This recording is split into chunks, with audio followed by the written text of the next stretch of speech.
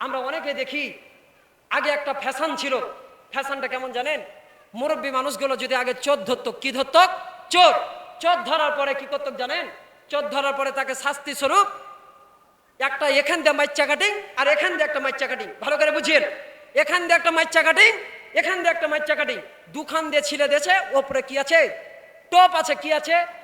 এ কথা কহেন না জি, কথা বলেন। কি আছে? টোপ আছে। চুলের চান্দিখানে থিয়েছে। এখানটা চোরকে শাস্তি দেওয়ার লেগে করতো।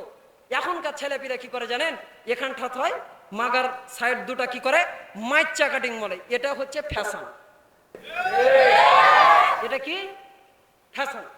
আগে মানুষ, গরিব মানুষ পড়তে না পায়, পোশাক ছিঁড়ে গেছে তাও পরেছে, ভালো প্যান্ট বাজার থেকে ছেলেকে নিয়ে এসে দেন, সকালে দেখবেন কেচি দিয়া হাঁটুর জায়গাখানটা কেটেছে। কি করেছে? এটা কি ফ্যাশন। তো ঠিক একই ভাবে কুকুর পোষাও এই জাতির কাছে একটা ফ্যাশন। আল্লাহ রাসূল বলেছেন, কোন বাড়িতে যদি কুকুর থাকে, জীব জন্তুর ছবি থাকে, ওই বাড়িতে রহমতের ফেরেশতা প্রবেশ, বলেন, প্রবেশ করবে না। আমার কথা বানানো কথা, বানানো কথা নয় কিন্তু। তাই আপনার বন্ধুর সাথে আপনি দেখা করতে গেছেন, আর এটাই শুধু না, কুকুরের নাম রেখেছে কি জানেন? রনি, টমি।